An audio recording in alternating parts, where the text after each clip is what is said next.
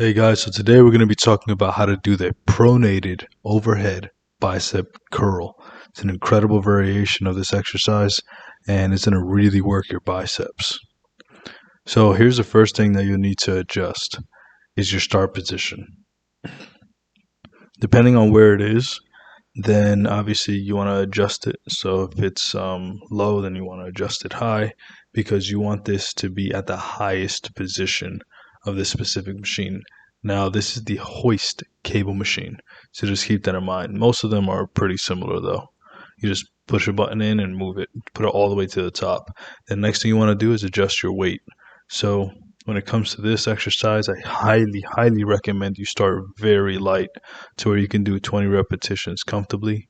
If not, you're going to feel a lot of strain in your forearms if you're not used to this position, and your biceps as well. So once you're in a seated position, sitting up nice and tall, you want to drive those elbows back, elbows high, elbows together. And then you want to curl the weight behind your head. Keep your chin tucked. Don't look up.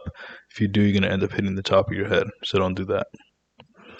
Now, the tempo you want to use, just like almost every exercise, you want to make sure that you're doing it in a smooth and controlled fashion, that you're not like using a lot of momentum to move the weight, that you're using primarily just your arms. So notice how my upper arm is stationary. It's not really moving. Like the position of my elbow is not really changing. It's just my forearms that are moving behind my head.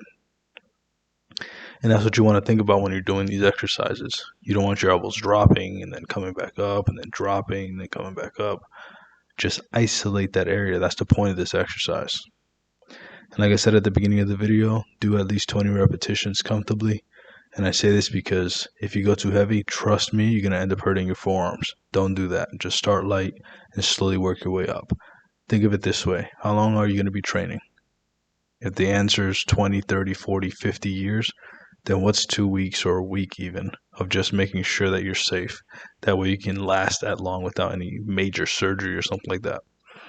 So next thing too is make sure that you're sitting up tall. You don't want to be like hunching over when you do this. You don't want your elbows to drop.